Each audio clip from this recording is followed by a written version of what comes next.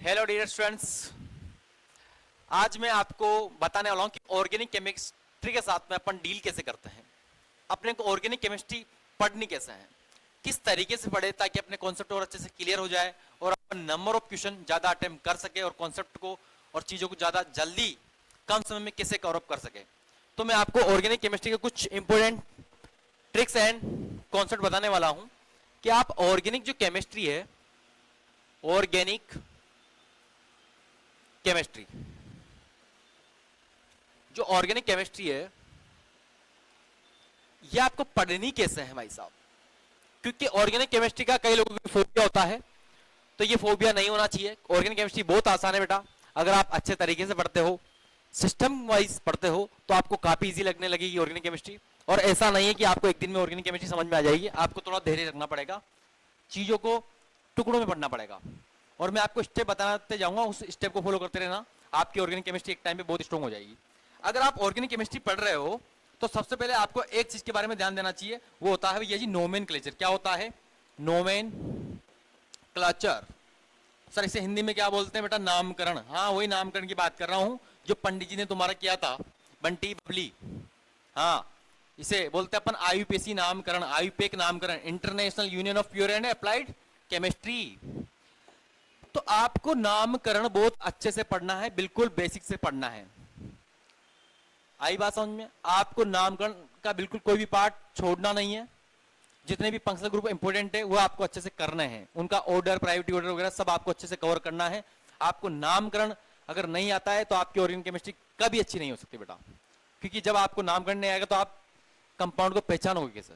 इसलिए आइडेंटिफाइड करने के लिए आपको इनसे लड़ना पड़ेगा, इनको समझना पड़ेगा। दूसरा जो स्टेप आता है अपने पास में, दूसरे स्टेप में आपको क्या करना है, जितने भी नेम रिएक्शन दे रखी है अपने पास, क्लास 12 के लिए बात कर रहा हूं मैं, जितने भी अपने पास नेम रिएक्शन है, क्या है? नेम रिएक्शन की बात करते हैं अपन, जितनी भी नामकरण वाली रिएक्शन है उनके बारे में आपको अच्छे से पढ़ना है। तो क्या करना है आपको नामकरण रिएक्शनों में?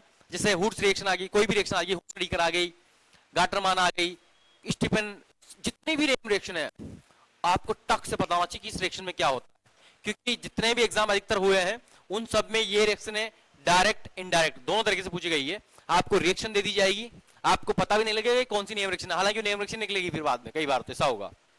इसलिए नेम रिएक्शन बहुत इंपॉर्टेंट है, क्लास 11 के लिए भी इंपॉर्टेंट है, क्लास 12 के लिए, जेई, नीट, पीएचडी, आरयूएचएस, कोई सा भी आप एग्जाम दे रहे हो जहां पे ऑर्गेनिक केमिस्ट्री आ रही है तो आपको इनसे लड़ना पड़ेगा। थोड़ा सा एक पेज में लिख दीजिए, A4 साइज का पेज लीजिए, उसके अंदर नेम रिएक्शन लिख दीजिए दर दर से। फिर इसके बाद में क्या करना है, नाम रिएक्शन के बाद में, उसके बाद में आती है भैया बहुत ही प्यारी काम की चीज, इंपोर्टेंट रिएजेंट आते हैं। क्या आता है भैया जी? इंपोर्टेंट रिएजेंट आते हैं। इंपोर्टेंट रिएजेंट, महत्वपूर्ण अभिकर्मक, महत्वपूर्ण अभिकर्मक,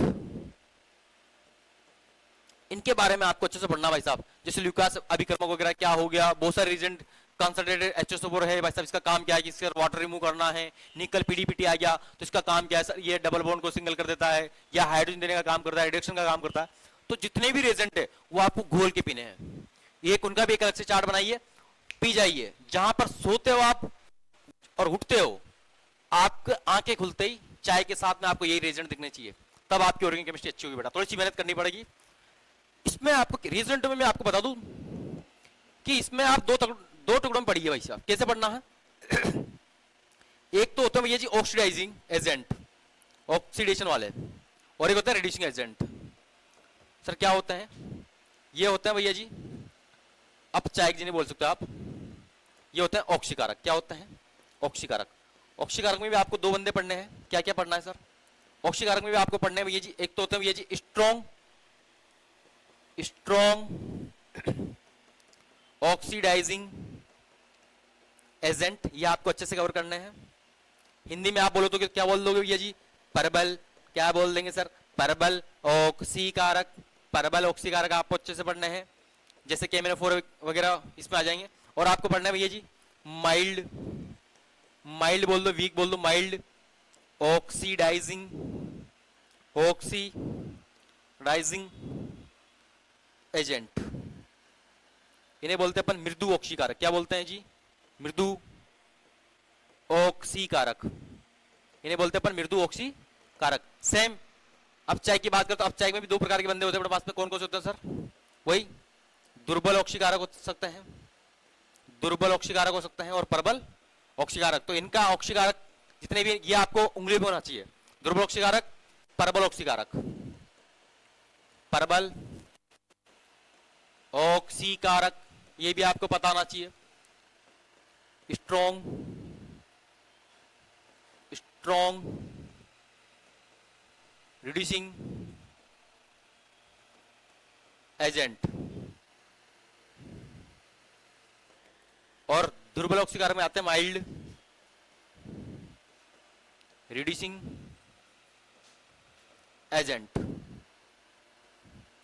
इनके बारे में आपको बहुत शानदार तरीके से नॉलेज होनी चाहिए। सर इनका वर्क भी क्या क्या है, इनका काम क्या क्या है, और जिस दिन आपको काम पता लग जाएगा, जिस दिन आपको ऑक्सीडेशन रिडक्शन की भी नॉलेज होनी चाहिए कि ऑक्सीडेशन में क्या होता है, जैसे ऑक्सीजन जुड़ता है या फिर नंबर ऑफ इलेक्ट्रॉन क्या हो रहे हैं सर, कम हो रहे हैं, ज्यादा हो रहे हैं, इन सब के बारे में आपको अच्छे से पता होना चाहिए, तब जाके आप ऑर्गेनिक केमिस्ट्री में डील कर पाओगे क्वेश्चनों के साथ में। ये चीजें कवर करने के बाद में आपको क्या करना है भाई साहब, एक पेज लेना है, उसमें फिर आपको पढ़नी है भैया जी ऑल ईएसआर रिएक्शन। क्लास 12 के लिए से बात कर रहा हूं मैं, ऑल ईएसआर रिएजेंट। सर क्या लिख दिया आपने, हम हिंदी मीडियम के बालक है। सभी इलेक्ट्रॉन, सभी इलेक्ट्रॉन स्नेही प्रतिस्थापन अभिक्रिया है। इलेक्ट्रोफिलिक सब्स्टिट्यूशनल रिएक्शन, और इसी के साथ में पढ़ लीजिए आप सारी all NSR nucleophilic substitutional reaction.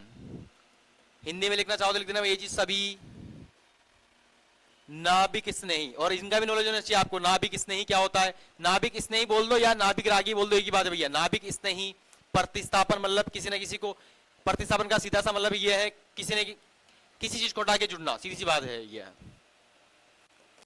मतलब यहाँ पे प्लस वाला हटा के प्लस वाला जुड़ता है, नेगेटिव वाला हटा के नेगेटिव वाला जुड़ता है। जहां पे जीव ने प्लस वाला बंदा हटा के प्लस वाला जुड़ रहा है, इट मींस वो सब रिएक्शन किसके अंदर आ जाएगी, ईएसआर के अंदर आ जाएगी सर। जहां पे नेगेटिव वाला बंदा नेगेटिव वाले को हटा के जुड़ रहा है, सब एनएसआर के अंदर आ जाएगी। तो ये आपको बहुत शानदार तरीके से पढ़नी है। और ये बहुत सारी रिएक्शन तो आपको SN1, ये SN1 SN2 का पार्ट है। ये किसका पार्ट है भैया जी, SN1 SN2 का पार्ट है एक्चुअली में देखा जाए तो। ये वाला पोर्शन जो आता है पास में SN1 SN2 बहुत अच्छे से देखने, आपको यहां से भी बहुत इंपॉर्टेंट क्वेश्चन बनते हैं। इसके बारे में बात करें अपन, तो आपको कुछ इंपॉर्टेंट रिएक्शन है ऑक्सीडेशन वगैरह की, तो वो आपको अच्छे से गोल के पीछानी है सर। जैसे 1 डिग्री अल्कोहल का ऑक्सीडेशन वगैरह क्या कर रहे हैं, RMG आपको अच्छे से पढ़ना है। और एक होता है भैया जी BDC बेंजीन डाइज़ोनियम क्लोराइड, तो वहां से भी काफी अच्छे तरीके से क्वेश्चन पूछे गए हैं। तो आप इन सब कॉन्सेप्ट को अगर पढ़ोगे तो आपकी ऑर्गेनिक केमिस्ट्री और स्ट्रॉन्ग होती जाएगी। और सबसे इंपॉर्टेंट जो कॉन्सेप्ट है अपने पास में, वो भी मैं आपको बता देता हूँ कि क्या बचा। अब आपको पढ़नी है जी जो थ्योरेटिकल पोर्शन के अंदर आता है जनरली अपने पास में, एक आता है जी रासायनिक गुणधर्म। इनको सबको एक साथ पढ़ना है, जब मजा आएगा, सच बता रहा हूं। रासायनिक गुणधर्म, इसे बोलते हैं अपन केमिकल प्रॉपर्टीज। क्या बोलते हैं जी, chemical properties, chemical properties and physical properties, जिसे बोलते हैं अपन भौतिक गुणधर्म। क्या बोलते हैं जी, भौतिक गुणधर्म। क्या बोलेंगे, भौतिक गुणधर्म। इंग्लिश में क्या बोल देंगे जी, फिजिकल प्रॉपर्टीज, फिजिकल प्रॉपर्टीज।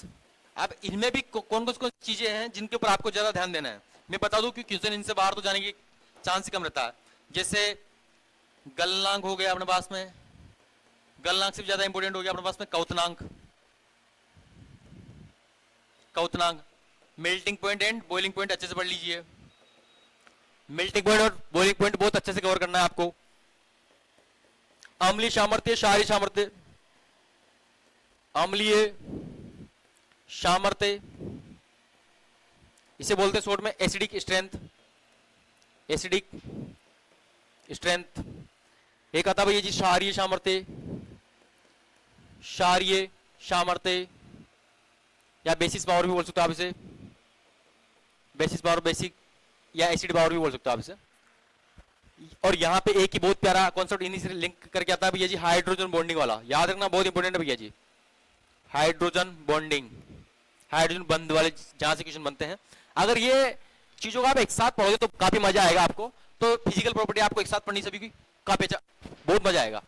सारी केमिकल प्रॉपर्टी आपको एक साथ पढ़नी है। जैसे कि एल्कोहल की बात करते हो तो अम्लीय सामर्थ्य की बात होगी। यहाँ पे अपने पास इधर बात करते हैं अपन, ये हो गया अपने पास कार्बोक्सिलिक एसिड वगैरह, तो वहां पे आप अम्लीय सामर्थ्य की बात करोगे। इधर से अपने पास जैसे एमीन में चले जाएंगे तो वहां सारी सामर्थ्य की बात होगी, और वहां से पक्का क्वेश्चन आता है सारे सामर्थ्य से। एल्कोहल फिनोल से पक्का क्वेश्चन आता है, हाइड्रोजन बॉन्डिंग वगैरह से पक्का क्वेश्चन आता है। तो ये सारी चीजें जो है ये आपको अच्छे से कवर करनी है, फिर आपको कॉन्फिडेंस ऑटोमेटिक बढ़ने लग जाएगा कि सर क्या आप हमारी ऑर्गेनिक केमिस्ट्री हो गई है। तो इस टाइप के इंपॉर्टेंट इंफॉर्मेशन एंड टेक्निक्स के लिए हमारे चैनल वायरल केमिस्ट्री को सब्सक्राइब कर ले, ताकि आने वाली जो भी इंपॉर्टेंट सूचना है वो सभी आपको मिल सके। और एक कमेंट तो बनता है बेटा, और एक लाइक जरूर बनता है, और अपने फ्रेंड्स को सभी को शेयर जरूर करें ताकि वो भी इन कॉन्सेप्ट का आनंद ले सके। और ये जितने भी कॉन्सेप्ट है इसी तरीके से मैं आपको ऑर्गेनिक केमिस्ट्री पढ़ाऊंगा। पहले आपका नोमेनक्लेचर करवा दूंगा, उसके बाद में आपका इंपॉर्टेंट जो भी रिएक्शन है सब नेम रिएक्शन वगैरह सारी कवर कर दूंगा विद ट्रिक्स। ऐसे दौड़ेगी आपकी रिएक्शन, सच बता रहा हूं मैं, सच बता रहा हूं। जो हमारे यहाँ बच्चे ऑफलाइन पढ़ते हैं आप उनसे पूछ सकते हो कि मैं ऑर्गेनिक केमिस्ट्री उनकी कितनी स्ट्रॉन्ग हो चुकी है। मिलते हैं बेटा कल सेम टाइम सेम जगह। Okay, tata, bye bye.